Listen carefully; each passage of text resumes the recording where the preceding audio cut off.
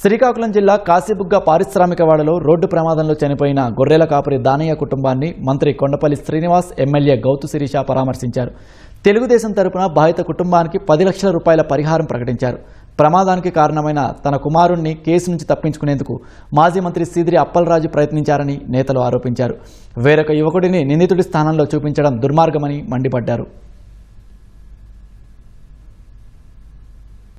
ప్రజాప్రతినిధిగా ఉండి మంత్రి హోదాలో గత ప్రభుత్వంలో చేసి వాళ్ళ కుటుంబం దగ్గరకు వచ్చేసరికి, సొంత కుమారుడి దగ్గరకు వచ్చేసరికి చట్టాన్ని డైవర్ట్ చేస్తూ అక్కడ ఉన్నటువంటి నిందితుడిని పూర్తిగా మార్చేసి, సాక్ష్యాధారాలు పూర్తిగా లేకుండా దాన్ని పూర్తిగా ప్రజలు నమ్మే దశగా, పోలీసులు నమ్మే దశగా దాన్ని కార్యరూపం చేసి డైవర్ట్ అయ్యే పరిస్థితి ఆలోచన చేయడం అనేది చాలా బాధాకరం.